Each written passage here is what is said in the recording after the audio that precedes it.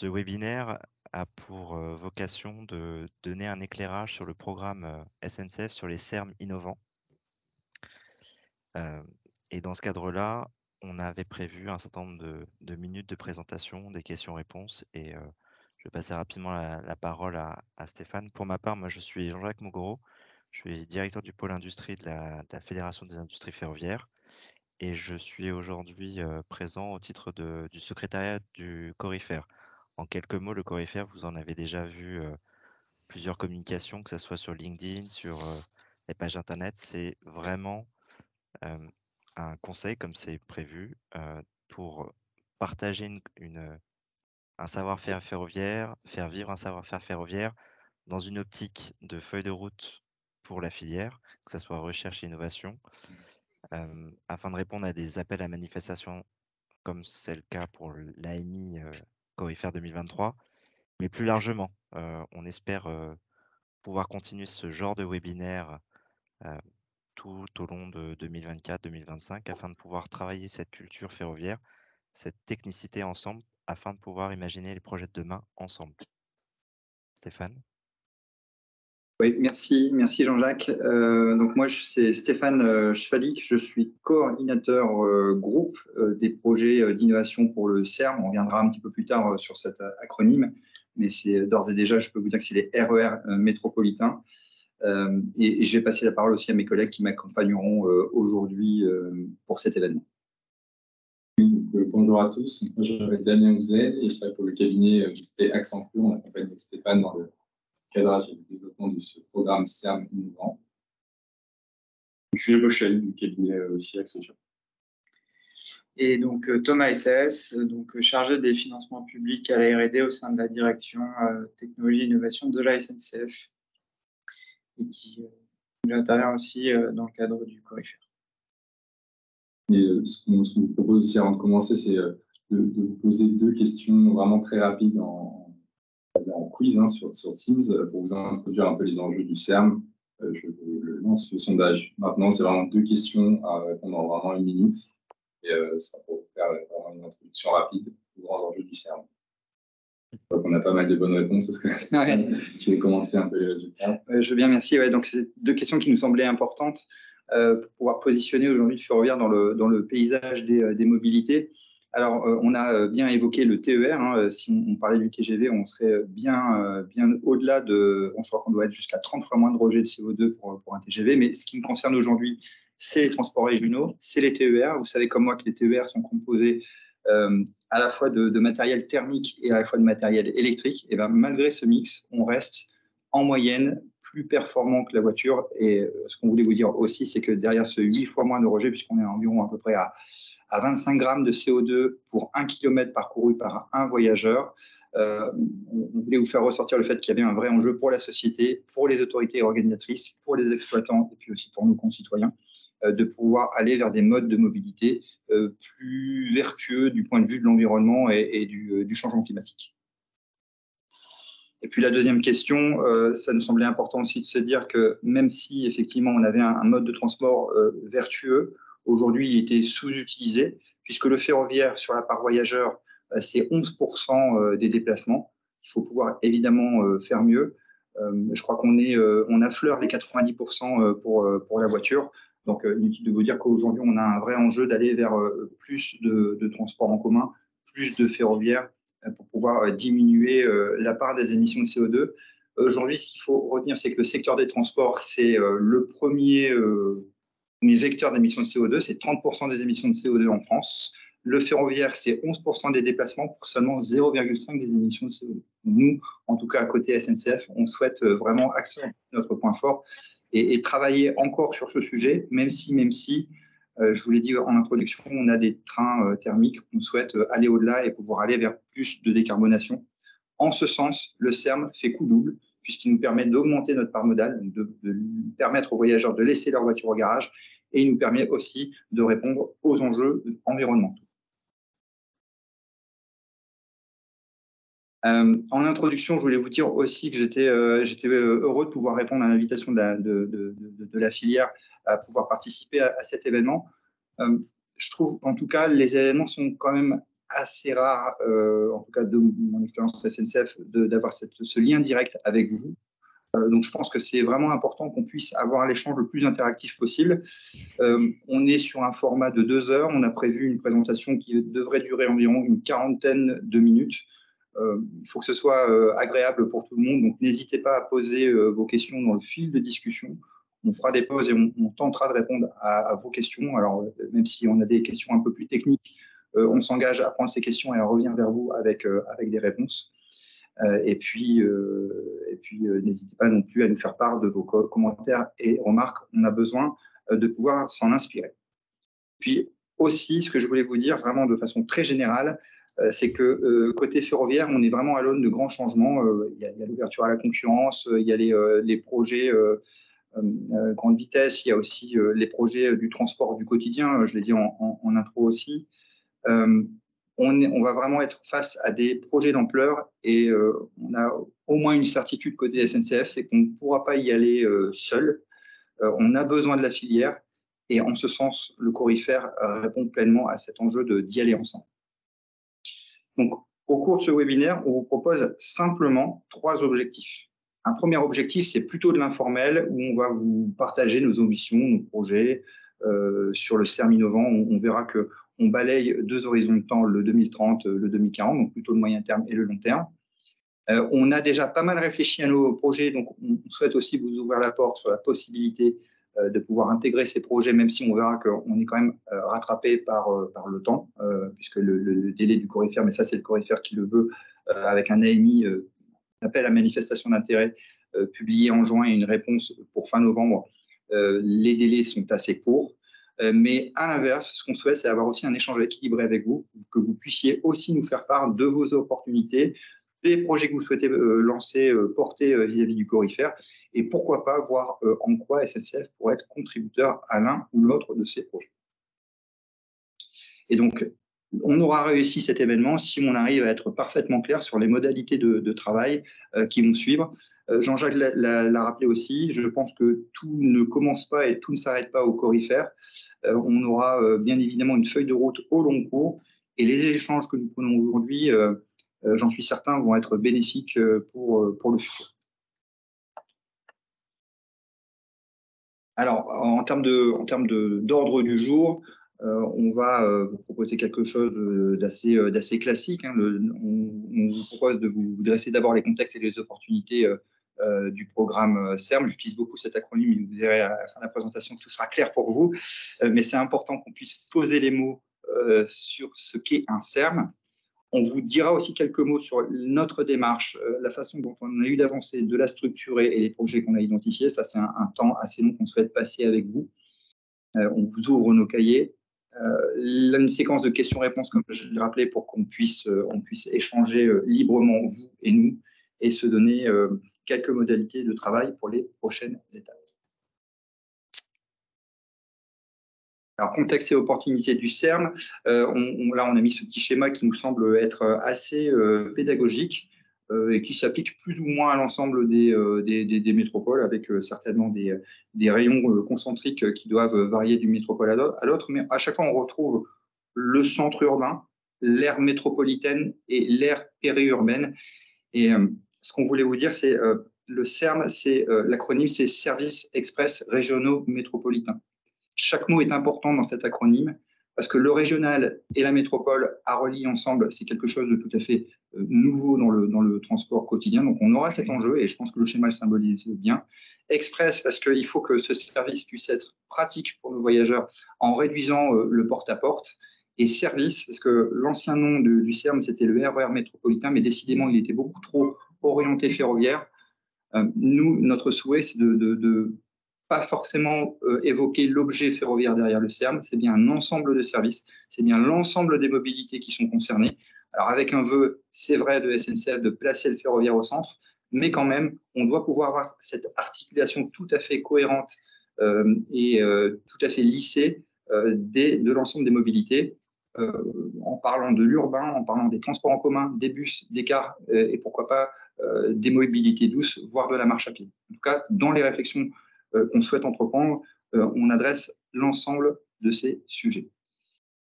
Ce que je voulais vous dire aussi, c'est important qu'on puisse s'arrêter et vous faire part aussi d'une conviction qui m'est propre. Les CERM, c'est pas tout à fait du TER et c'est pas tout à fait du RER. On est vraiment en train d'inventer un nouveau modèle.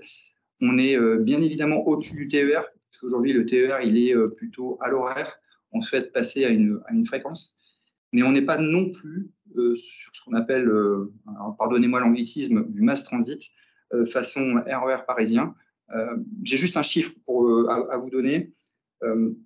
Une journée sur le RER B, c'est 1,1 million de voyageurs. C'est tout autant que sur les 7000 lignes TER de toute la France. Donc, on voit bien que quand on redescendra l'échelle d'une métropole et qu'on pensera même en grand, on ne pourra pas atteindre les chiffres du mass transit du RER. Donc vraiment, c'est important de penser le RER façon métropole, façon région, et qui est vraiment intercalé entre deux modèles existants, le TER et le RER. Ce qu'on ne veut pas, c'est que ce CERM soit un simple copier-coller du RER parisien, ça vous l'avez très bien compris, mais en même temps, on ne veut pas non plus être sur une simple adaptation du service. On a une nécessité de pouvoir sortir des sentiers battus, de pouvoir être innovant, de pouvoir faire en sorte que l'innovation, finalement, vienne en aide à l'ensemble des travaux qu'on est en train de mener, que ce soit sur l'infrastructure ou sur le bord. Mais il y a vraiment un nouveau modèle à réinventer et on est vraiment dans la nécessité, je le dis bien, dans la nécessité d'innover pour pouvoir créer un choc d'offres et rendre ce CERM beaucoup plus attractif, du moins plus attractif que l'usage de la voiture personnelle.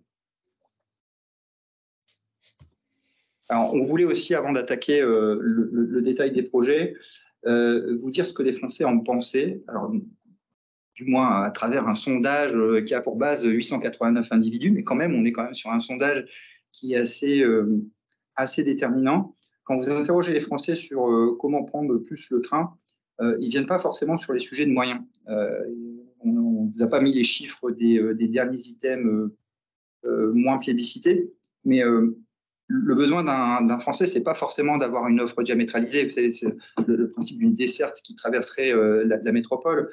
C'est pas avoir plus de voies, c'est pas avoir plus de trains, c'est plutôt avoir plus d'intermodalité. Et cette intermodalité, elle se travaille sous plusieurs angles. C'est avoir des correspondances tout à fait lissées, sous l'angle de la diminution du temps de parcours. Une nécessité aussi d'avoir un parcours client qui soit le plus simple possible. Aujourd'hui, quand vous prenez votre voiture et que vous allez en gare, il faut payer le parking relais. Vous prenez le bus, il faut payer un ticket de bus. Et quand vous prenez le TER, il faut prendre aussi un TER. On a aussi, nous, un travail à faire avec les autorités organisatrices pour pouvoir harmoniser tout cela. Il faudrait qu'on arrive à pouvoir supprimer les barrières physiques, les barrières virtuelles pour que finalement le voyageur vienne simplement à l'utilisation de ce CERM. Les horaires, ça c'est un grand classique du CERM, les horaires de train étendus, parce qu'on a envie aussi de prendre le train ou le bus ou le car sans forcément regarder sa montre. Donc ça, on a un vrai enjeu de passer de l'horaire à la fréquence pour être certain d'avoir toujours une solution de transport. Et puis un vrai enjeu d'aménagement du territoire avec des gares qui sont proches du domicile et une offre de train qui puisse être renforcée en journée, donc avec des horaires étendus de 5h à 23h, généralement c'est ce qu'on évoque, mais évidemment on peut aller au-delà. Et puis une offre étendue également le week-end. Il y a derrière cela un principe de continuité du service toute journée confondue. Donc vraiment par rapport à un TER aujourd'hui qui est vraiment horarisé, qui est segmenté, qui a ses avantages mais parfois ses inconvénients, il faudra être tout à fait ambitieux pour qu'on puisse avoir cette offre de transport la plus articulée possible.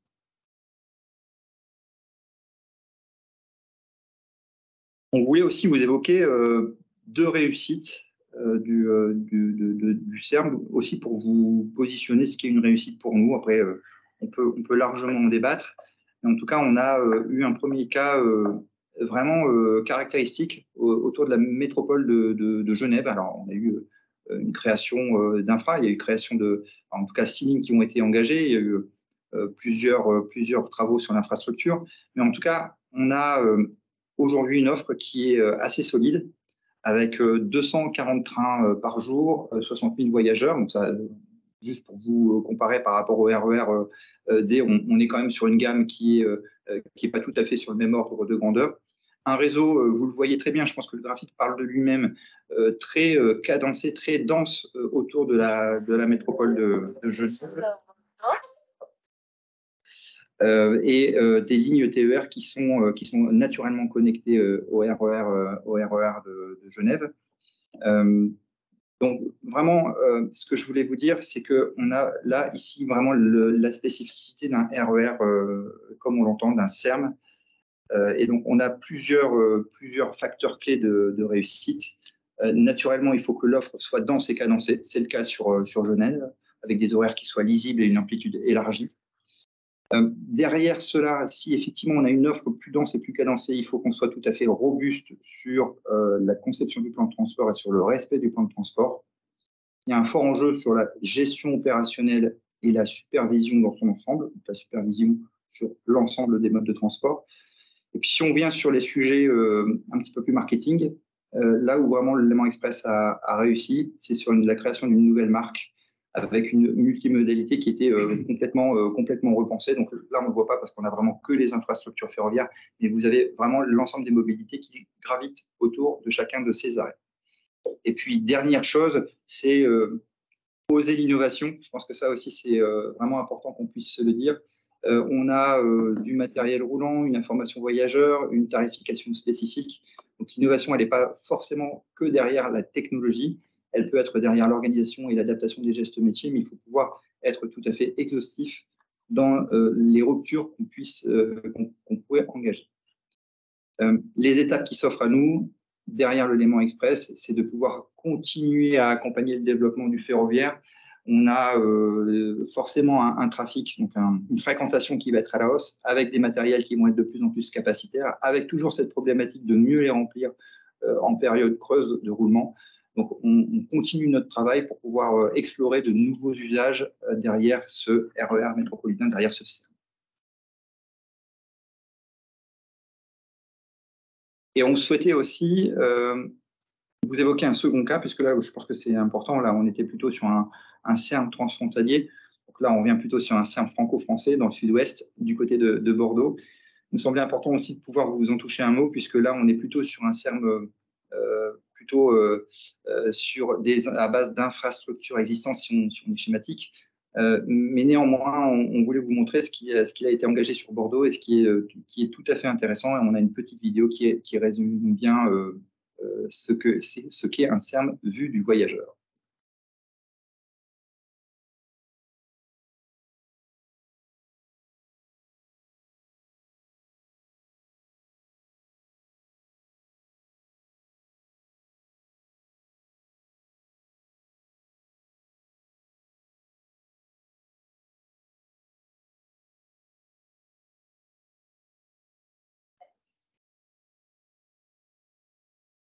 Satisfaction des voyageurs. Pour cela, une nouvelle offre de mobilité est en déploiement et promet plus de fréquences sur les lignes de train existantes avec presque un train et car express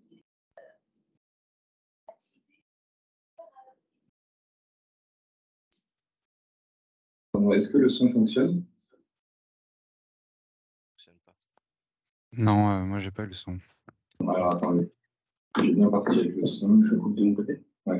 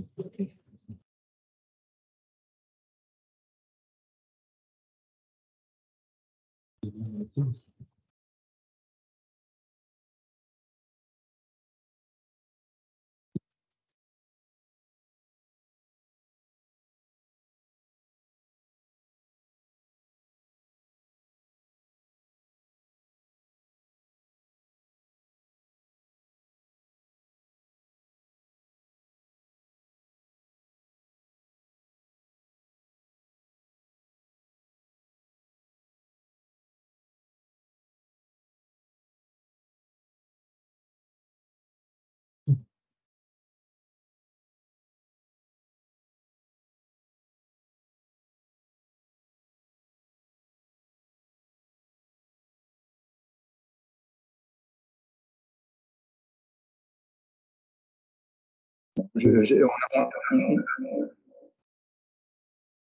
vu qu'on avait un petit problème de son, on vous partagera le lien, mais vous n'avez rien loupé puisque toutes les informations étaient déjà dans la vidéo. Mais ça me semblait important aussi de partager avec vous ce que vit un client, ce que vous viviez aussi en tant qu'usager, en tant que voyageur. Moi, je retiens un mot de cette vidéo, en tout cas, c'est vraiment le sujet de l'intermodalité. On en aura certainement bien d'autres, mais on a un besoin d'avoir une facilité de parcours client qui, je pense, est bien montré au travers de cette vidéo.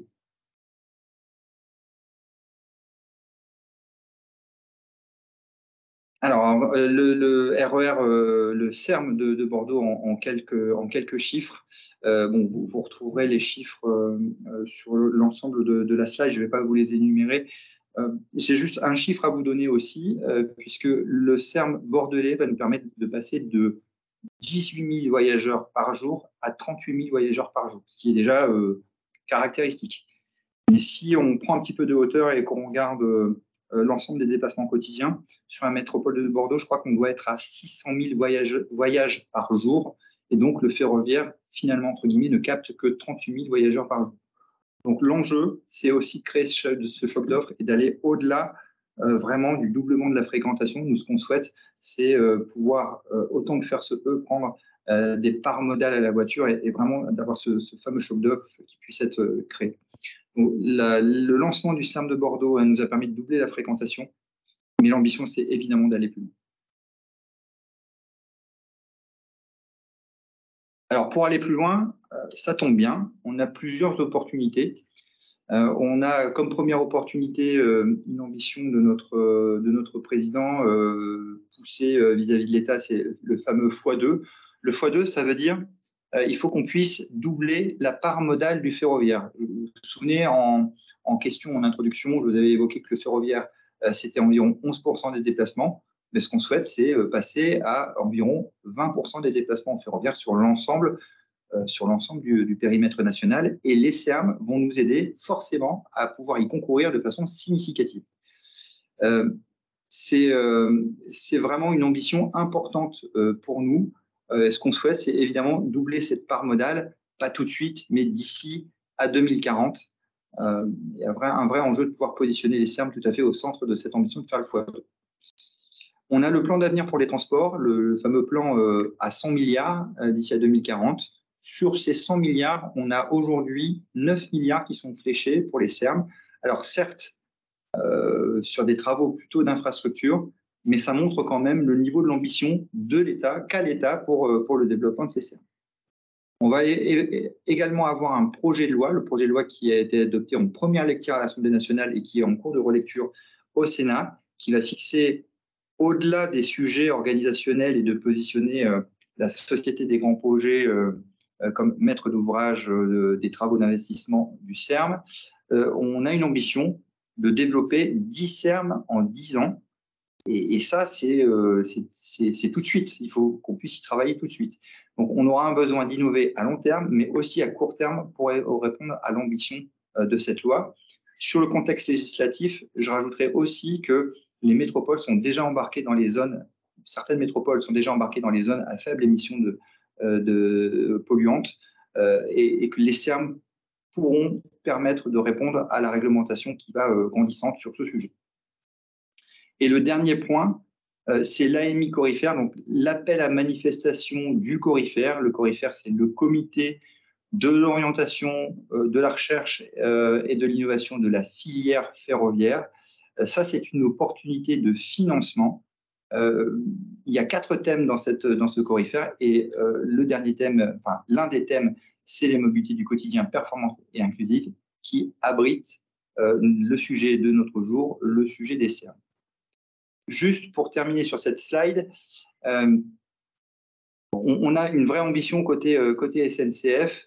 On y reviendra peut-être un petit peu plus tard, mais notre président s'est aussi exprimé sur le niveau d'ambition qu'il souhaitait mettre sur les CERM à comparer au TGV, mais je pense qu'on doit l'évoquer dans une diapo ultérieure.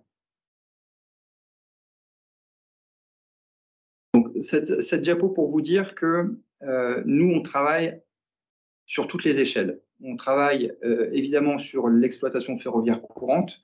On essaye de délivrer très vite pour nous permettre de déployer ces CERM. Les équipes sont à la manœuvre sur de nombreuses villes, de nombreuses métropoles, et le projet de loi va nous aider aussi à prioriser les métropoles objets des CERM. Notre boulot côté innovation, c'est de pouvoir innover à court et moyen terme, et le Corifère est un moyen excellent pour pouvoir y arriver d'ici à 2030-2035. 2030 plutôt d'ailleurs. Et en tout cas, nous, on ne souhaite pas s'arrêter là, on souhaite vraiment pouvoir penser en rupture, penser en grand, penser plus loin. Il faut absolument qu'on puisse avoir un catalogue d'innovation, une feuille de route qui nous permette de nous emmener beaucoup plus loin.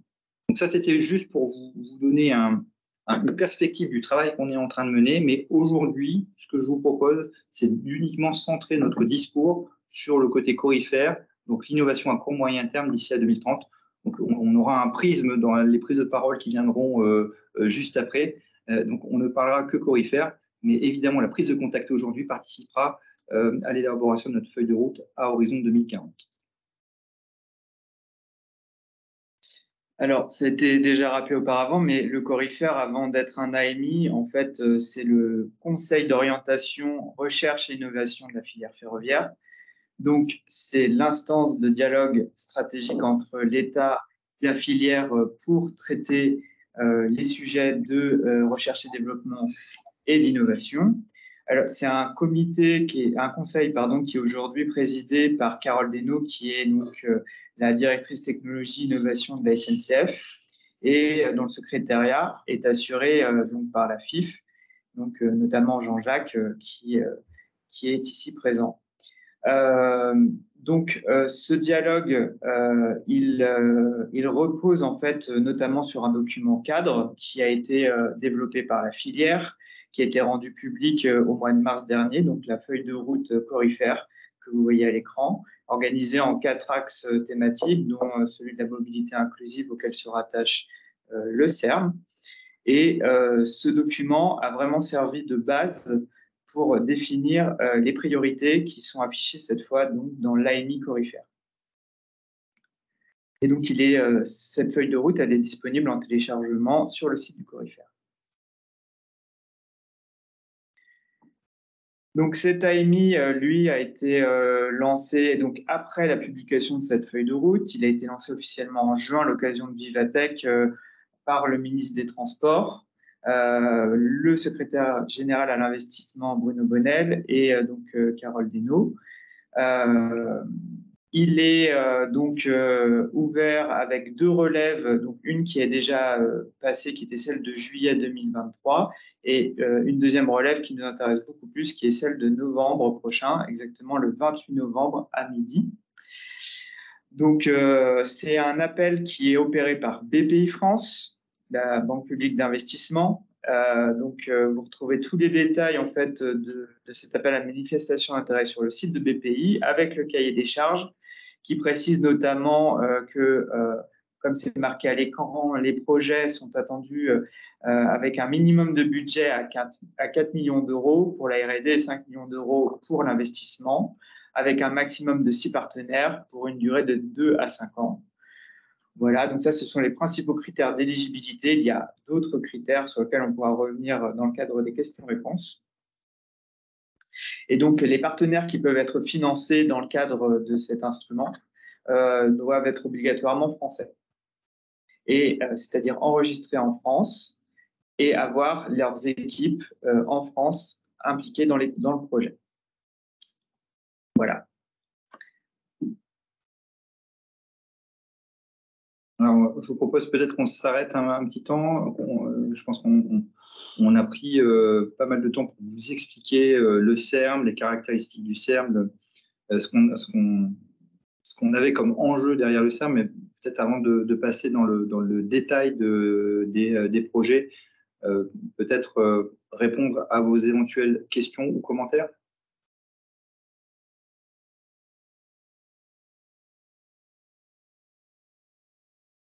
Alors, Philippe, bonjour. Oui, bonjour. Bonjour à tous. Philippe Ralenium. J'avais juste une question par rapport au CERM. Est-ce qu'on doit considérer qu'il s'agit d'un projet qui va être déposé dans le cadre du Corifère et qui va donc couvrir différents projets sur lesquels on va revenir maintenant, ou est-ce qu'il y aura X dépôts de projets qui concourront au programme CERM, pardon. Alors, nous, la solution, enfin, le biais qu'on a pris, c'est le chemin qu'on a pris, c'est de pouvoir proposer des projets différents. On a 9 projets qui concourront au déploiement du CERM et donc nous déposerons un dossier pour chacun des 9 projets. Mais on a un programme CERM qui existe et on a une liste, enfin un périmètre commun qu'on travaille pour pouvoir expliquer en quoi ces 9 projets concours au programme CERM lancé par SNCF. Très clair, merci beaucoup.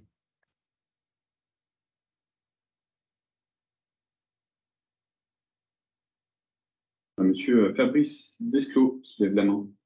Oui, bonjour. Fabrice Desclos, Axia Télécom. Une petite question. Est-ce qu'au-delà de ces 9 projets portés par la SNCF sera en capacité de participer à d'autres projets en tant que partenaire? Ça, c'est des choses qu'on doit pouvoir regarder au cas par cas. Alors, c'est vrai que on a peut-être déjà des projets qui existent côté SNCF qui sont peut-être déjà très proches de ceux qu'Axia lance, parce que Fabrice, on avait eu l'échange ensemble. Mais il faut qu'on puisse l'échanger peut-être en bilatéral. En tout cas, nous, ce qu'on souhaite éviter, c'est un dépôt de projets trop proches auprès du Corifère, et ça, c'est quelque chose qu'on évitera. Donc, on vous en parlera pour qu'on puisse trouver la meilleure solution. Ok, merci. Mais aujourd'hui, on n'exclut rien.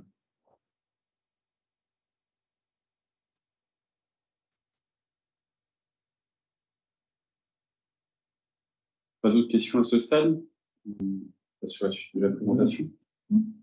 N'hésitez pas à lever la main. Allez, les avancées de la démarche CERM. On vous a adressé le contexte, on vous a adressé les opportunités. Ce qu'on souhaitait maintenant, c'est de vous passer une petite vidéo aussi pour laisser les dirigeants de SNCF s'exprimer. On avait organisé un événement en interne SNCF au mois d'avril, mais je trouve que les mots qui sont diffusés ici sont choisis et montrent le niveau d'ambition de SNCF que je vous ai un peu dévoilé tout à l'heure. Donc, Damien, si tu peux passer la vidéo. On va faire un deuxième test son, donc n'hésitez pas, Jean-Jacques, tu me préviens s'il y a un sujet de son.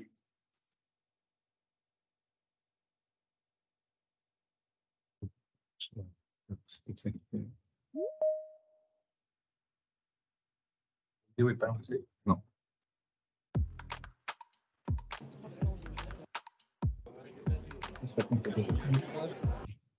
projet le plus emblématique, vous savez, de ce grand plan de renouvellement du ferroviaire dans notre pays, pour en fait offrir une véritable alternative à la voiture. Il faut tout de suite penser intermodalité, mais il faut surtout penser combinaison des modes. Voilà. Et c'est pour ça que c'est important qu'on rassemble tous les savoir-faire du groupe, tous les territoires, y compris les territoires moins denses, qui sont à 20, 30, 40 km des métropoles. Il faut penser à aller les chercher, quoi. Vraiment faire du report modal massif de gens qui sont aujourd'hui dans la voiture, les convaincre de se rabattre sur des trains ou des transports en commun.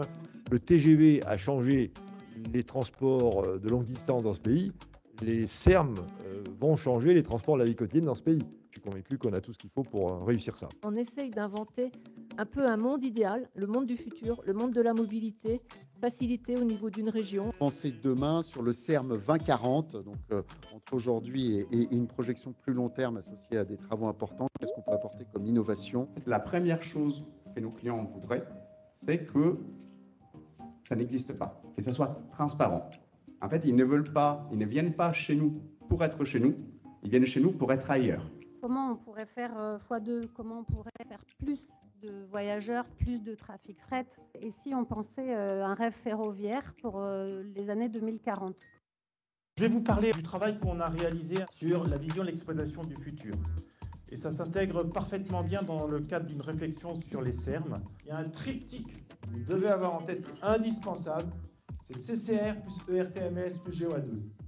Les SERM, c'est de la longue haleine, donc ça va durer longtemps. Et pourtant, il y a des attentes de court terme.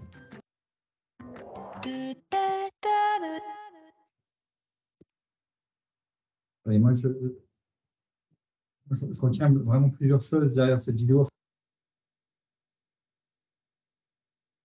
Moi, je retiens plusieurs mots-clés. L'intermodalité, on y reviendra. Aller chercher des territoires, le report modal massif, les SERM, c'est du court terme et de la longue haleine. Et puis surtout, ce niveau d'ambition qui est caractérisé. Moi, je trouve que la phrase est belle. Les TGV ont révolutionné le transport longue distance. Ce sont les SERM qui vont révolutionner les mobilités de la vie quotidienne dans ce pays. L'ambition est posée et donc ça veut dire que le job de l'opérateur historique, ça sera de promouvoir ces nouvelles offres. En tout cas, nous, on y croit à fond. Mais avant de passer au descriptif de chacun des projets, on a voulu poser des mots sur nos ambitions. L'ambition principale du SERM, pour nous, c'est de faire une évidence. De faire du SERM une évidence. Quand vous allez sur les quais d'un RER parisien, vous ne posez pas la question de prendre la voiture ou de prendre le train. C'est évident qu'il faut prendre le RER. On aimerait qu'il en soit de même sur les métropoles. Alors, comment y arriver? On a réfléchi à deux axes parce que nos clients, c'est bien les voyageurs et puis les autorités organisatrices. Pour tous les voyageurs, on pourra aussi échanger sur les qualificatifs associés au voyage. Mais en tout cas, si on arrive à leur proposer un voyage fluide, accessible, sûr, confortable sur l'ensemble de leur parcours avec des offres plus fréquentes et intermodales dans un objectif de réduction du temps de transport, on aura gagné. Pour l'État et les AOM, c'est pouvoir concevoir un SERM qui soit adapté aux enjeux territoriaux, donc en termes de capacité, en termes d'évolution de la population. Je crois que c'est sur Bordeaux où on me disait que un habitant en plus du côté de Bordeaux, c'était l'équivalent de 6 habitants en zone périurbaine. Donc ça montre que les besoins de mobilité vont être plus que décuplés dans les années qui vont venir. Donc c'est ça qu'on appelle répondre aux enjeux territoriaux de mobilité. Mais ça, il faut qu'on puisse savoir le faire en adressant la dimension économique, la dimension d'aménagement du territoire et celle de la réduction des émissions de CO2 qui sera primordiale. Tout ça dans un objectif de pouvoir concevoir vraiment cette nouvelle mobilité du quotidien décarboné. C'est peut-être aujourd'hui des mots qui sont posés sur une slide, mais en tout cas, ça, c'est ce qui nous anime aujourd'hui, c'est de pouvoir aller vers cette nouvelle offre. Et une fois qu'on a posé ces mots, pour moi, l'innovation prend tout son sens. Il faut qu'on arrive aussi à pouvoir proposer des choses innovantes pour justement réinventer cette nouvelle mobilité du quotidien. Et on a donc, à l'issue des réflexions qu'on a pu mener auprès d'un panel d'experts et puis d'un panel d'exploitants en interne SNCF, on a souhaité agir sur 6 axes qui sont pour nous des caractéristiques principales des SERM. D'abord sur le sujet environnement, parce que les SERM participent à la décarbonation en tant que telle, mais il faut que les mobiles utilisés puissent être autant que faire se peut, décarboner et adapter aux zones à faible émission. Dit autrement, il faut aller faire du report modal de la voiture vers le train, mais il faut aussi pouvoir stopper les trains thermiques qui sont aujourd'hui utilisés, mieux remplir les trains de façon à ce que l'empreinte écologique, l'empreinte carbone de chacun de nos voyageurs soit la plus faible possible. En termes de confort, pour nous, il y a un sujet, vraiment un vrai enjeu à pouvoir rendre le voyage le plus confortable possible, d'être assuré à voire assister à chaque étape de son parcours. Au bout du bout, il faut qu'on transforme le temps de trajet en temps utile, alors qu'il soit temps de travail ou temps de loisir, mais il y a vraiment ce sujet de pouvoir faire en sorte que le temps passé à bord d'un SAM soit le plus transparent possible. L'intermodalité, vous m'avez entendu beaucoup en parler, mais une offre intermodale connectée avec l'ensemble des modes de transport, c'est l'assurance de pouvoir sauter de mode en mode sans multiplier les temps d'attente. La sûreté et la sécurité, avec un besoin de garantir que la promesse client sera tenue, mais aussi avec un besoin de réassurance. C'est-à-dire que quand nous allons augmenter les horaires, qu'on va avoir des offres plus fréquentes, il faut qu'on puisse renforcer ce sentiment de sécurité, ce sentiment de sûreté de nos voyageurs. Ça, c'est pour nos voyageurs, mais il faut aussi faire en sorte que 3 fois plus de circulation SERM n'engendre pas 3 fois plus d'accidents ferroviaires, de risques potentiels d'événements graves. Et donc ça, c'est ce qu'on appelle les externalités peut-être négatives du SERM, mais il faut qu'on puisse les traiter avec rigueur sous l'angle de la sécurité. La disponibilité au sens du système ferroviaire, disponibilité et capacité du système ferroviaire. Évidemment, le b.a.-ba du SERM, c'est de faire circuler plus de trains, plus de bus, plus de cars sur la même infrastructure. Donc, il faut qu'on puisse augmenter la fréquence avec l'amplitude élargie de façon permanente pour davantage de solutions pour chacun des clients. Et puis, le prix, la dimension économique, il faut pouvoir proposer des SERM qui ont un impact positif. Alors, ça va au-delà de la dimension économique, on est sur la dimension socio-économique, mais en tout cas, pour les autorités organisatrices, il faut avoir des coûts optimisés. Et puis, pour nos voyageurs, il faut avoir un prix attractif et autant que faire se peut, et ça, c'est notre vision unique pour faciliter le parcours client, du moins le titre de transport unique. Après, la tarification n'est plus du ressort de la SNCF sur le voyage du quotidien, mais il faut qu'on puisse vraiment proposer des prix attractifs à nos voyageurs. C'est aussi la dimension de réussite, une des caractéristiques principales du SERM. Et donc, en réfléchissant à ces 6 axes de travail, ce que nous avons souhaité, et en se rapprochant auprès des équipes locales SNCF, on a souhaité ne pas rester sur des projets d'innovation qui resteraient uniquement centraux, mais pouvoir vraiment les décliner à l'échelle de 2 métropoles, Bordeaux et Toulouse. Bordeaux, puisqu'on a déjà un SERM qui est déjà lancé, et également côté Toulouse. Là aussi, évidemment, c'est les 2 métropoles qui sont visées à ce jour pour développer un pilote de service. On est en cours d'instruction avec les équipes locales SNCF et avec les autorités organisatrices. J'ai vu que certaines autorités organisatrices connectées, on peut tout à fait envisager la possibilité d'ouvrir vers d'autres pilotes de service. Notre enjeu, c'est vraiment d'adresser la dimension territoriale et de pouvoir l'associer au caractère innovant de nos projets. Donc, pour adresser le contexte, on vous a dit comment on avait fait d'un point de vue méthodologique. On a créé ces 6 axes de travail et on a la déclinaison locale. Maintenant, je vais vous parler des projets, des intentions de projets, des projets que l'on instruit et qui seront vraisemblablement déposés dans le cadre du Corifère. On va passer un petit temps sur chacun des projets. Je pense que c'est important qu'on puisse vous dire en quoi ça consiste et pourquoi ils contribuent au déploiement des SERM, sans aller trop loin dans la technique. Si vous avez des questions spécifiques, on pourra toujours relayer les questions auprès des experts. L'idée, c'est que derrière cette présentation des projets, vous puissiez vous y retrouver et peut-être nous dire en quoi vous pourriez apporter votre pierre à l'édifice pour envisager d'éventuels partenariats. Donc si je commence sur la gauche, donc sur le sujet train à batterie avec récupération d'énergie, là tout est dans le titre, c'est pouvoir équiper nos trains électriques d'un système de récupération d'énergie, donc d'une batterie, pour pouvoir alors non pas, alors ça participe à la décarbonation, ça participe à la réduction de nos consommations, mais c'est d'abord pour permettre une continuité d'exploitation en cas d'une section de ligne qui ne serait pas électrifiée ou qui aurait subi des incidents caténaires. Donc on est sur un sujet de train à batterie davantage dimensionné pour les problématiques de production que pour les problématiques environnementales, même si l'effet positif secondaire est quand même de pouvoir réduire la consommation énergétique de nos engins. Maîtrise des émissions acoustiques, là également, on l'a mis dans le sujet environnement, faire en sorte que plus de CERM ne fassent pas plus de bruit, et donc on teste toute une série de dispositifs innovants pour que nous n'ayons pas cette pollution sonore qui est de plus en plus prégnante dans les zones urbaines, mais également dans les zones périurbaines.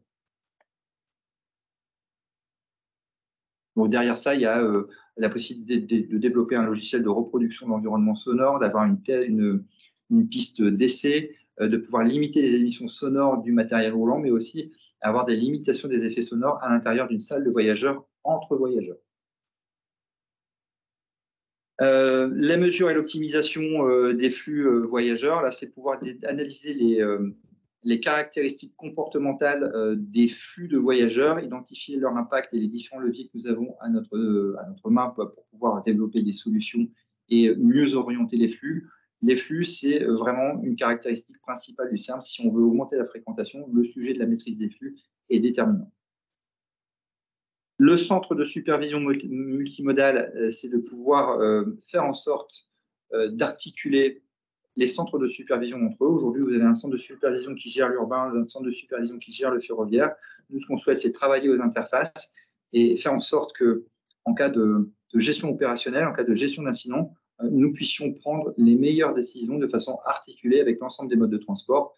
C'est finalement passer d'une gestion de la circulation à une gestion du voyage, d'un ensemble de voyages, puisqu'on raisonnera en flux. L'autre caractéristique de ce projet, c'est de pouvoir passer d'une conception du plan de transport qui ne soit plus à l'horaire, mais qui passe désormais à la fréquence. Sur le parcours voyageur multimodal, c'est de faire en sorte de faciliter le parcours client du sol jusqu'au bord. Alors le sol, ça induit les sujets au niveau des gares, d'une meilleure information voyageur, une harmonisation du parcours client en termes de signalétique sur l'ensemble du CERM, mais également à bord en proposant des aménagements modulaires de nos matériels roulants qui puissent s'adapter finalement aux besoins de nos clients, quel que soit le moment de la journée. Et il y a un thème spécifique derrière ce parcours voyageur multimodal, c'est la gestion des emplacements vélos. On n'a pas la même problématique en période de pointe et en période creuse. En période creuse, on arrive à plus facilement accepter les vélos. Peut-être que l'aménagement modulaire peut nous y aider de façon à ce qu'on puisse avoir un aménagement qui s'adapte aux besoins de nos voyageurs à tout moment de la journée.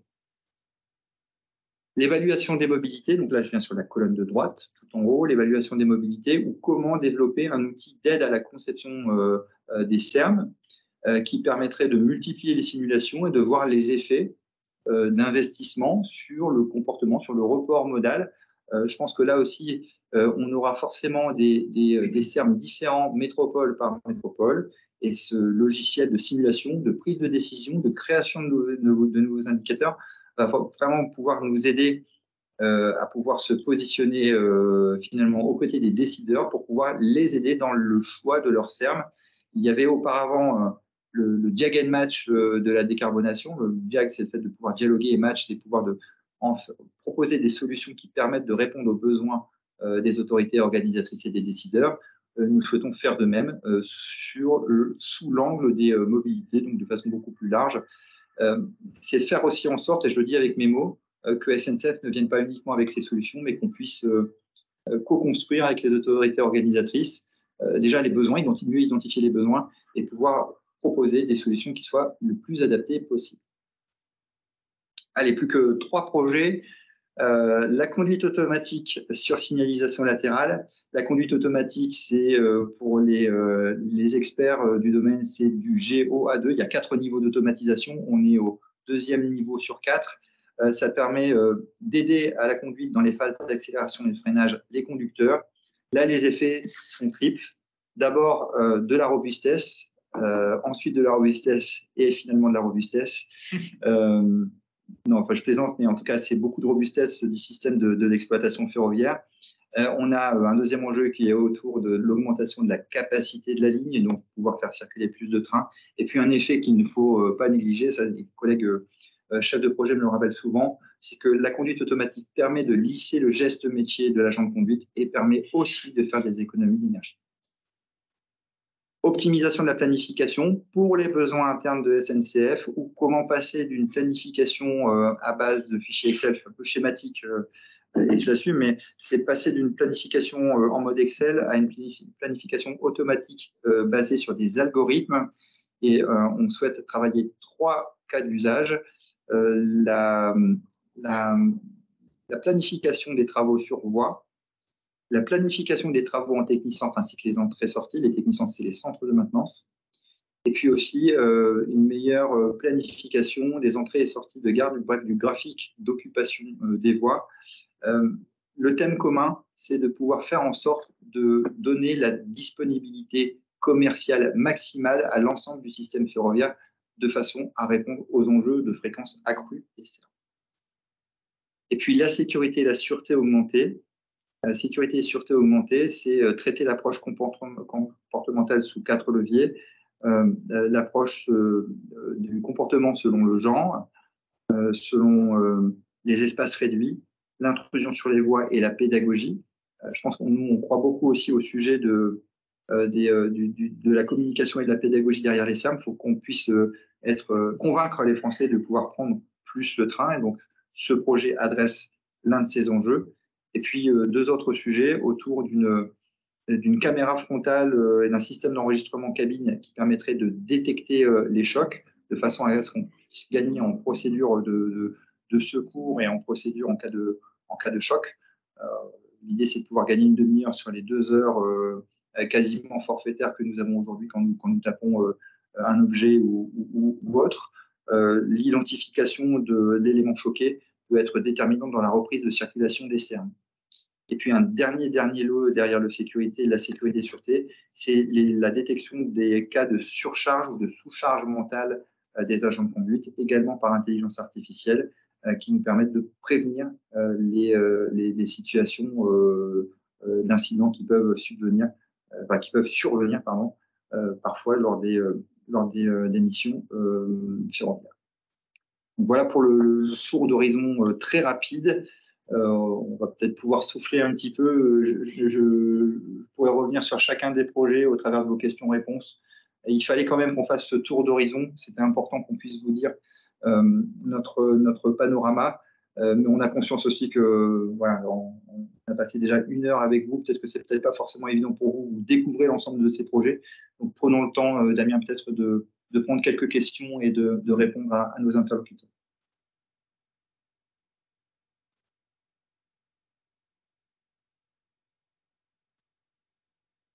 J'espère que je ne vous ai pas assommé. N'hésitez pas à lever la main ou à mettre directement les questions dans le chat.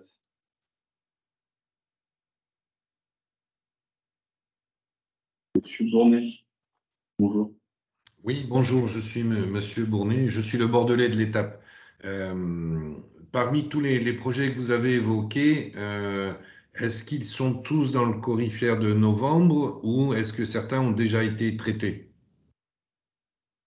On a visé de répondre à l'ensemble des projets SERM pour l'échéance de novembre. Ça nous semblait beaucoup plus logique vis-à-vis du corifère d'avoir une réponse groupée sous l'angle du programme. Donc, on répondra à l'échéance de novembre. Aucun projet SERM n'est parti sur l'échéance de juillet.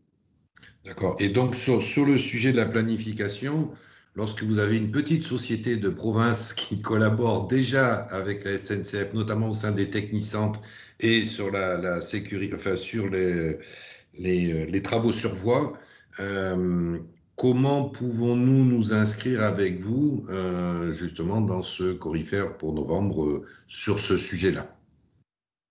Alors moi, je suis coordinateur groupe. Un de mes jobs, c'est de pouvoir créer du lien entre mes chefs de projet et puis vous.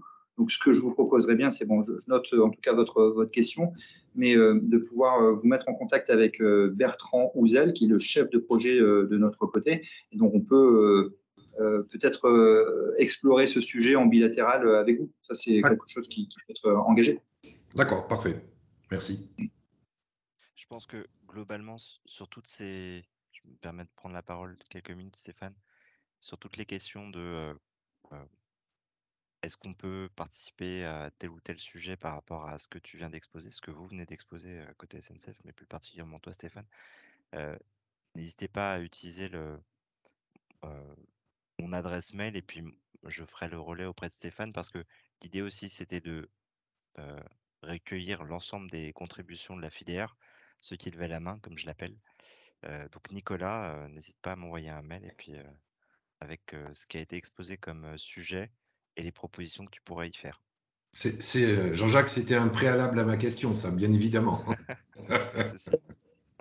On vous proposera en fin de présentation une petite méthodo et effectivement Jean-Jacques jouera le rôle de centralisateur, mais c'est prévu effectivement, c'est bien le sens de notre présentation. Ok, parfait, merci.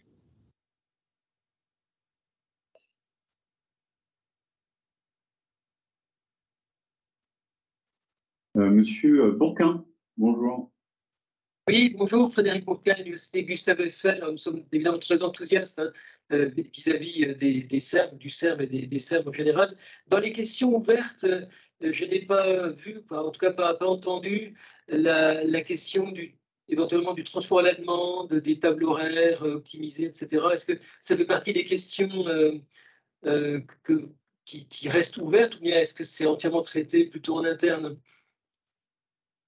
Vous dites transport à la demande et je ne vous ai pas entendu sur le deuxième. Tout ce qui est table horaire, tout ce qui est management de trafic, etc., enfin, de la circulation des trains, pardon. Voilà. Est-ce que ça fait partie des sujets qui seront ouverts dans le cadre du Corifer ou pas du tout? Alors, c'est des sujets qui sont ouverts, mais plus tellement dans le cadre du Corifer, parce que nous, on a dû aussi mobiliser les équipes et on a fait un travail. Il a fallu faire un choix. On n'a pas pu porter l'ensemble des projets.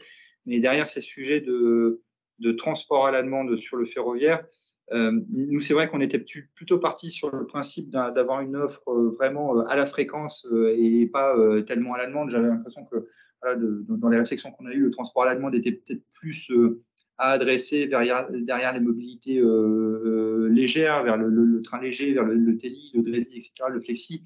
Ça nous semblait plus approprié. Mais on peut tout ouvrir. Enfin, franchement, on est assez ouvert.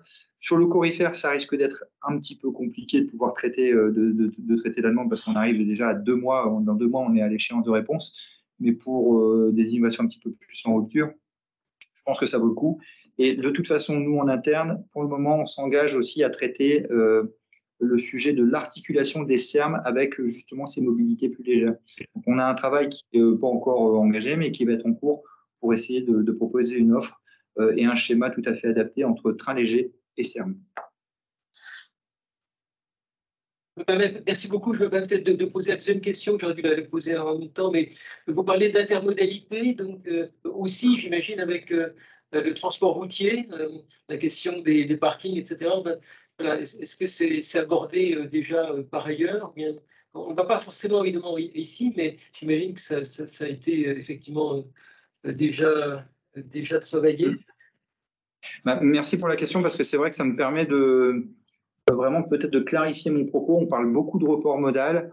On parle évidemment le ferroviaire qui est au centre, mais je pense que c'est important de rappeler que le sujet de l'usage de la voiture doit être aussi bénéfique au CERM. Il faut juste pouvoir caler l'usage de la voiture de façon tout à fait appropriée avec les CERM et avec le train. Et l'usage des parkings relais en est un illustre exemple pour moi. C'est faciliter l'accès aux gares. Donc, on regarde aussi ces travaux-là d'extension des parkings relais, mais plutôt sous l'angle des sujets d'investissement et moins sous l'angle des projets d'innovation. Mais je pense que c'est important aussi de pouvoir s'articuler avec l'offre routière. J'avais participé à un colloque sur la décarbonation. Le président de Vinci l'expliquait très bien. Et c'est vrai qu'on a aussi des choses intéressantes à pouvoir travailler avec le transport routier. Merci. Alors, on a 2 questions dans le chat. Première question, M. Léo. Avez-vous envisagé des projets de co-modalité transport de personnes et de biens?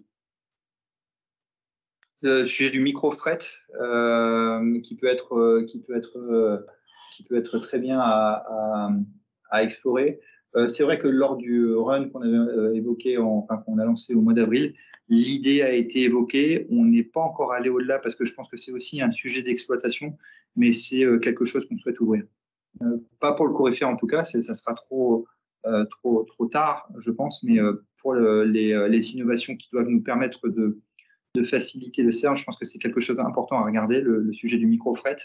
Et plus globalement, il y a aussi un sujet de pouvoir aussi articuler l'offre ferroviaire. Alors, on parle du fret, du micro-fret, mais aussi avec la longue distance. Donc, on a beaucoup de choses à travailler pour essayer de faire en sorte que l'hétérogénéité des circulations qui est engagée aujourd'hui puisse être beaucoup plus lissée et cohérente qu'elle ne l'est actuellement. Et deuxième question de M. Tristan Buteau. Nous pouvons en savoir plus quant aux pilotes de Bordeaux et de Toulouse. Est-ce que ces réseaux vont recevoir des dotations spécifiques et une aide technique de la part du coryphère ou de l'État? Alors, de fait, en tout cas, nous, le travail reste engagé avec les autorités organisatrices. Hein. On rencontre la métropole, enfin pas la métropole, mais en tout cas l'État et la région Occitanie fin septembre. On a déjà évoqué le sujet, donc l'instruction est en cours. C'est quand même important de se dire qu'aujourd'hui on en est au début et on a maintenant 2 mois pour pouvoir régionaliser chacun de ces projets. Mais l'idée, c'est effectivement de lancer ces innovations, une partie de ces innovations sur la métropole de Bordeaux et la métropole de Toulouse. Et l'idée, c'est aussi que ces projets puissent être reçus côté coryphère. Donc, de facto, on aura des financements coryphères. Enfin, nous, ce qu'on souhaite, c'est flécher une partie des financements coryphères vers les métropoles de Toulouse et de Bordeaux dans le cadre des projets que nous déposerons au coryphère à l'échéance de novembre.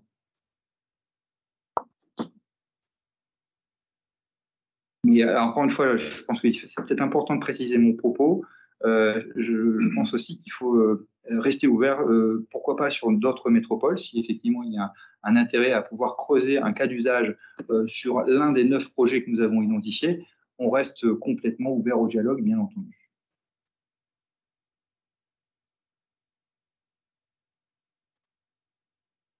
Alors, c'est tout pour les questions à ce stade. N'hésitez pas à lever la main, c'est le moment. Il y en a encore une ou deux, on les prend. Il y avait une main levée encore, je crois, mais c'est peut-être une main levée non baissée de M. Bournet. Ouais. Ça. C'est une main non baissée, pardon. Alors, moi, j'avais peut-être une question. Enfin, là, je m'adresse à vous, mais vous êtes 75 participants, donc s'il y a un volontaire pour prendre la parole, j'en serais heureux, sinon tant pis. Moi, j'espère en tout cas que cette prise de parole, cet événement a été utile. Enfin, j'espère que ça répond aussi peut-être aux enjeux que vous êtes fixés. Dites-nous, nous en tout cas, on est complètement ouvert à poursuivre le dialogue avec vous, mais dites-nous si vous avez besoin d'aller plus loin dans les échanges. On peut aussi essayer de voir un format différent. Bref, est-ce que cet échange vous a satisfait? On peut prendre un temps pour pouvoir en parler. Oui, alors, Monsieur Bourquin. Oui, pardon, je pose la troisième question. Désolé, hein, je n'ai pas pensé tout à l'heure, mais quand on parle d'intermodalité, on pense aussi au secteur aérien, en fait, hein, à la desserte des aéroports. C'est en pensant à Toulouse et Blagnac que voilà, je me suis permis de vous poser cette question-là. Est-ce qu'il y a des réflexions sur l'articulation avec l'aérien, voilà, sachant que l'aérien, je crois qu'il y a un CORAC, en fait, hein, pour les questions d'aviation civile. Est-ce qu'il y a une articulation, ne serait-ce qu'au niveau national, avec vos homologues, les homologues du coryphère sur l'aviation, pour essayer de décarboner les 2 secteurs en même temps?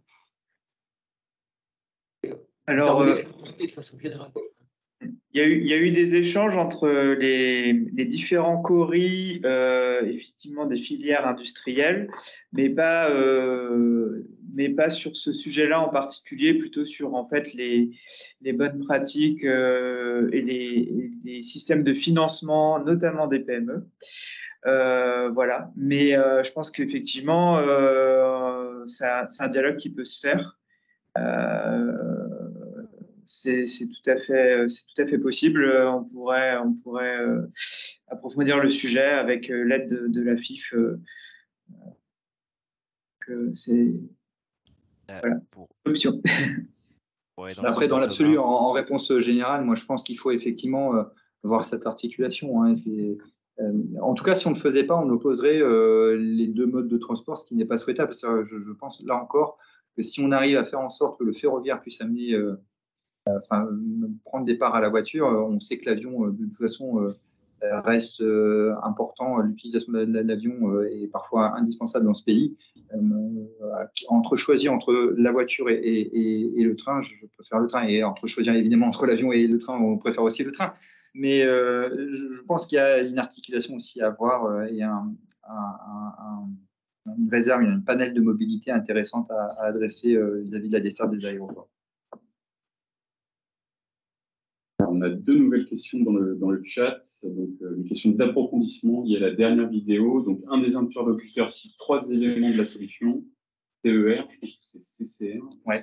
ERTMS et GOA3. Peut-on en savoir plus? Et alors, du coup, quand j'ai vu la vidéo, je me suis dit, décidément, il y a beaucoup trop d'acronymes derrière cette phrase. Le RTMS, c'est le système de gestion du trafic européen. Le RTMS, European Railways Traffic Management System, avec l'accent qui va bien. Donc, c'est le système harmonisé de signalisation européenne qui est censé pouvoir pousser l'interopérabilité jusqu'au bout. Ça devient un standard. Donc, le RTMS permet de standardiser, permet aussi de pouvoir augmenter la capacité d'une ligne par des cantons, puisqu'on est géré par canton, donc l'occupation des voies est gérée par canton. Donc, une optimisation des cantons, donc une réduction grosso modo des distances de freinage virtuelles des trains, ce qui permet d'augmenter la capacité d'une ligne. CCR, c'est la commande centralisée du réseau qui permet de commander les horaires à distance et donc de manière beaucoup plus fluide. Et GOA3, c'est le Grade of Automation, donc c'est le niveau d'automatisation. C'est ce que je vous évoquais tout à l'heure. Il y a le GOA1, GOA2, GOA3, GOA4.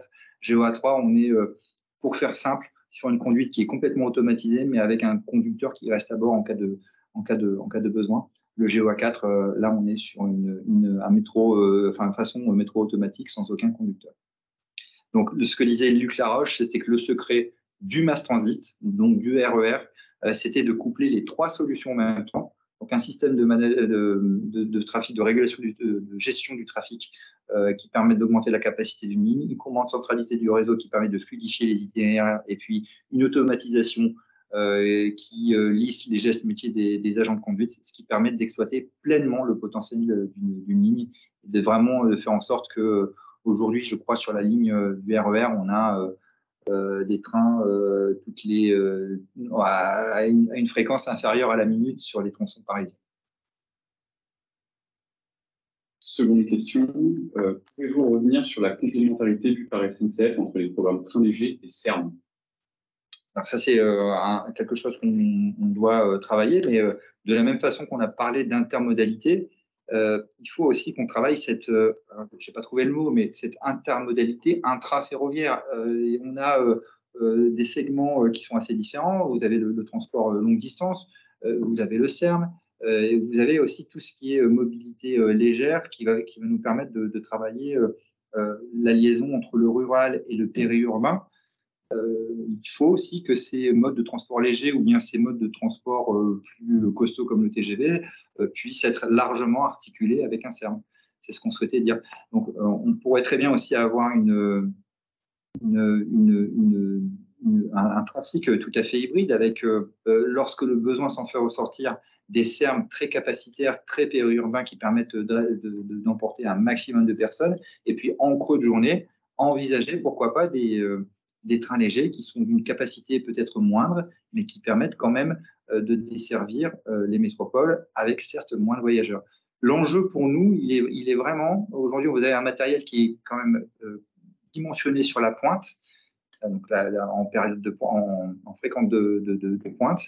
Si on arrive à avoir aussi des trains qui s'adaptent aux besoins de fréquentation, c'est aussi une possibilité pour nous aussi de faire plus de fréquences et des économies d'énergie associées. Plutôt d'abord faire des économies de coûts d'exploitation, des économies d'énergie pour faire circuler plus de trains. C'est mieux dans ce sens-là. Une question de Madame Lucie Etonneau. Donc, vous avez évoqué un nouveau couple région-métropole pour réussir le CERN, sur CERN. Est-ce que vous pouvez nous en dire plus sur comment vous percevez ce nouveau couple à Wayne? Alors, c'est difficile de répondre à cette question pour moi parce que c'est effectivement, je pense que c'est plus l'autorité organisatrice de la métropole qui aurait la solution, mais on a, comme je l'ai dit, plusieurs mobilités qui sont en jeu. Si on fait du CERN un objet uniquement ferroviaire, nous, on continuera à travailler avec la région qui est l'autorité organisatrice de transport de référence sur le sujet des CERN. Aucun problème derrière cela. Et si on veut adresser l'ensemble des mobilités, il faut qu'on puisse travailler avec l'ensemble des autorités organisatrices décisionnaires sur l'ensemble des modes de transport. Alors, on a un modèle parisien qui existe côté ex-STIF, donc Île-de-France Mobilité. De là à dire qu'il faudrait étendre ce mode de gouvernance, je ne le dirais certainement pas. Aujourd'hui, je pense qu'en tout cas, il faut qu'on puisse avoir un échange le plus fluide possible entre métropole et région. Mais cet échange fluide, il est aussi côté SNCF, en interne SNCF. Il doit être aussi côté SNCF Réseau, SNCF Gare et Connexion, SNCF Voyageurs. On voit en tout cas qu'on a beaucoup de parties prenantes derrière le développement de ces CERN, et c'est ce qui fera la beauté et la richesse de nos projets, c'est de pouvoir mettre tout le monde autour de la table et faire en sorte que ces projets soient communs. C'est en tout cas une des clés de réussite qu'on identifie. Patrick Chalumeau qui nous pose la question du décloisonnement ferroviaire, point d'interrogation. Décloisonnement ferroviaire, oui, je pense que c'est un petit peu ce que j'ai évoqué, hein, c'est l'idée de pouvoir mieux articuler les différentes offres ferroviaires entre elles. En tout cas, il y a cet enjeu-là. Monsieur Stéphane Boiteau qui nous pose la question, dans les solutions légères, évoquez-vous aussi les tram-trains comme en région parisienne? Oui, alors il y a aussi ces solutions légères qui existent côté tram-train. D'ailleurs, sur le paysage TER, on a déjà 3 types de matériel tram-train. Je crois qu'il y en a en Alsace, il y en a du côté de Pays de la Loire et puis du côté d'Auvergne-Rhône-Alpes. Donc oui, enfin ces solutions légères. Enfin le tram-train est une solution légère, oui effectivement. Donc, en tout cas, c'est une des possibilités. Et enfin, une question de Monsieur Martin Boss. Donc, que pensez-vous de la reproductibilité du modèle CERM dans les autres agglomérations françaises de taille plus modeste? Je pense que c'est l'objet des réflexions qu'on doit avoir. C'est-à-dire que quand j'ai dit tout à l'heure qu'il n'y avait pas un seul CERM mais plusieurs CERM, je pense que chaque CERM doit être adapté au territoire. On a beaucoup parlé du ferroviaire qui doit être au centre de chaque CERM. Peut-être que dans des agglomérations, alors je ne sais pas ce qu'on entend par des agglomérations françaises de taille plus modeste, et même la taille critique d'une agglomération, mais on pourrait aussi très bien arriver à renverser la vapeur et faire en sorte que finalement, un CERM dans une ville moyenne ne soit pas forcément ferroviaire, mais qui puisse être à base de bus à haut niveau de service. Je pense qu'il y a un devoir aussi de rationalisation des coûts. Et dans ce cas-là, le ferroviaire viendrait effectivement nourrir ce BHNS. Enfin, toutes les solutions sont ouvertes, tous les modèles sont ouverts. Nous, effectivement, on souhaite positionner le ferroviaire au centre, je le redis, mais de façon très objective, on passera peut-être par des CERM plus légers dans des agglomérations françaises. Dans les échanges qu'on a, c'est vrai que pour passer d'un passage de l'horaire à la fréquence, on a un chiffre qui est en tête, c'est une fréquence d'à peu près 15 minutes. Peut-être que dans les agglomérations de taille plus modeste, on ne sera peut-être pas au quart d'heure, on sera peut-être à la demi-heure. Alors certes, on pourra disserter autour de la conception du CERM, mais l'idée, c'est vraiment d'avoir un modèle qui soit modulaire et le plus le plus adaptatif possible. En tout cas, il faut vraiment que ça réponde à un besoin vis-à-vis des territoires. Très bien. Donc, je pense qu'on a fait le tour des questions. N'hésitez pas à en ajouter dans le chat et on les reprendra en fin de réunion si on a des nouvelles qui apparaissent. On peut peut-être passer aux modalités plus de prise de contact et les modalités de partage en vue de possibles partenariats dans le cadre des projets qu'on pourrait faire. On a 2 autres questions qui ont été posées, mais peut-être que Damien, tu peux exposer les fiches de contact et on reviendra sur les questions après ta présentation. Ouais. Donc, suite à ce webinaire, à cette présentation, on vous propose donc deux modalités de contact pour un petit peu donner suite à ce qu'on vient de vous présenter. Déjà, dans un premier temps, sur les projets CERM déjà identifiés par SNCF, donc parmi la liste des 9 projets qu'a présenté Stéphane, vous pouvez évidemment encore proposer votre contribution à SNCF en tant que partenaire sous-traitant ou aussi pour organiser des bilatérales, avoir plus d'informations sur le détail des projets. Donc, dans ce cadre, vous pouvez prendre contact avec les chefs de projet SNCF. On va vous mettre les différents contacts. Et on vous demande au préalable de remplir cette fiche qui est vraiment assez macro et assez rapide à remplir, simplement pour mieux cadrer un petit peu l'apport que votre société pourrait apporter dans le cadre d'un projet, même si vous avez eu juste une description rapide. Hein. Donc, simplement détailler quelle est un petit peu l'activité de votre entreprise, que ce soit le secteur, la région d'activité, le nombre d'employés, ce genre d'informations assez générales, la valeur ajoutée que vous pourriez apporter à ce projet et les potentiels verrous technologiques que vous pourriez solutionner avec votre participation en tant que partenaire sous-traitant.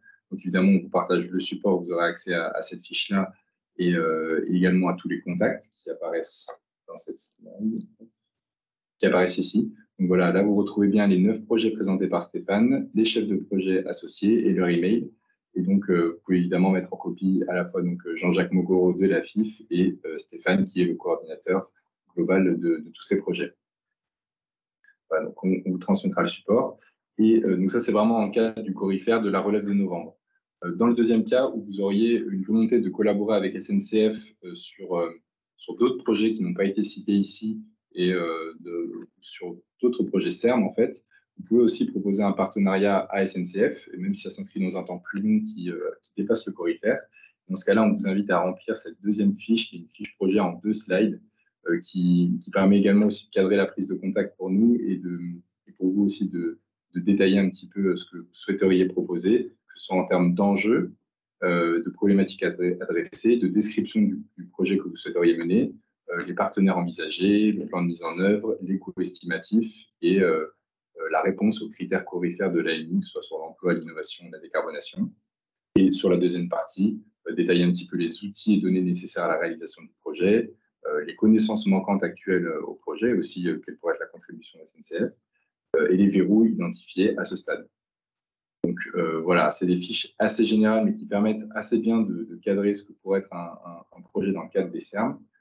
Et on partage tout ça, mais donc en synthèse, hein, deux types d'opportunités sur les 9 projets identifiés par Stéphane, une volonté de collaboration, ou sur des nouveaux projets qui n'ont pas été cités à date, mais qui pourraient être pertinents en cadre des CERM à un horizon plus lointain que celui de la ligne Corifère. Merci Damien. Il me reste peut-être 2 questions, on peut peut-être y répondre. Alors, toutes mes excuses, ma caméra vient de me lâcher en plein quand c'est pas le son, c'est la vidéo. Donc je ferai le restant en audio. Est-ce que les 9 projets présentés au Corifère sont indépendants et autoporteurs ou forcément intégrés à un système global? Oui, aujourd'hui, les projets sont pensés de façon indépendante.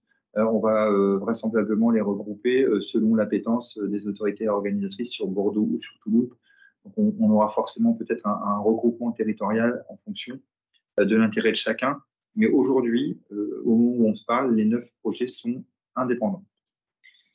Dans le cadre, donc une question de Cyril Béquille, dans le cadre de l'AMI, les questions relatives au report modal des voyageurs depuis leur domicile vers leur gare de départ, ainsi que la gestion et l'aménagement des stationnements pour les nouveaux usages en gare et leur fluidité sont-ils à l'étude? Alors, la question est très ouverte, hein, parce que ça adresse le sujet de l'intermodalité. En tout cas, la question, pour moi, elle est assez centrale. Mais en tout cas, dans le cadre des projets CERM que l'on dépose, on va travailler, on est très centré Corifère, donc on est très centré, très ferroviaire, donc on est très centré depuis le voyageur qui vient dans la gare jusqu'à son arrivée à destination. La question ici évoquée sera traitée dans les réflexions à plus long terme que nous mènerons au-delà du Corifère. Et est-ce que vous avez un horizon pour la mise en place des CERM de Bordeaux et de Toulouse? Si on raisonne uniquement Corifère, ce qu'on souhaite, c'est avoir des pilotes de service qui puissent être déployés entre 2 et 5 ans après le dépôt au Corifère, donc entre 2026 et 2029. C'est l'enjeu de pouvoir délivrer ces innovations sur chacun de ces territoires. Donc on se phase par rapport à l'échéance coryphère. Et enfin, une question de Pascal, donc pour, j'imagine, Thomas. Les partenaires des projets SNCF du coryphère pourront-ils être consultés par la SNCF pour le déploiement? Alors, bien sûr, mais donc du coup, ça passera par des dispositifs particuliers de marché public, donc avec toutes les règles qui y sont associées. Donc voilà, il y aura donc ce sera très ouvert et donc il n'y a pas une garantie que ça se fasse nécessairement avec les partenaires qui ont été dans le coryphère. Mais c'est donc un système différent. Voilà.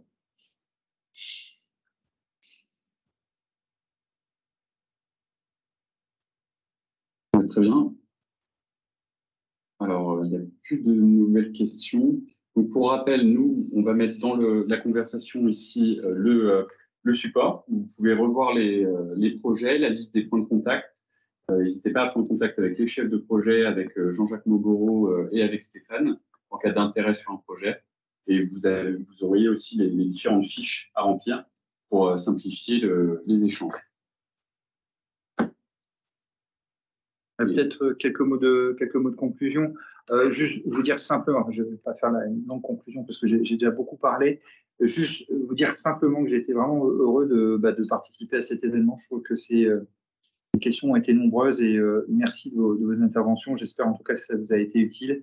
J'espère aussi que les prises de contact seront aussi nombreuses. En tout cas, nous, on prend date avec vous pour essayer aussi de vous associer aux différentes innovations que nous pourrions penser dans le cadre de notre feuille de route pour les CERM à horizon 2040. Bon, Jean-Jacques, on n'en a pas parlé ensemble, mais je pense qu'effectivement, on pourra peut-être, si tu en es d'accord, envisager d'autres sessions. En tout cas, pour nous, il est super important de garder ce contact avec la filière. Je l'ai dit en introduction, donc ça fera un cycle intéressant, mais on n'y arrivera peut-être pas forcément seul, et donc on a besoin de l'ensemble de la filière pour pouvoir aussi pousser ces innovations qui seront majeures pour le déploiement des CERM. Merci à vous tous.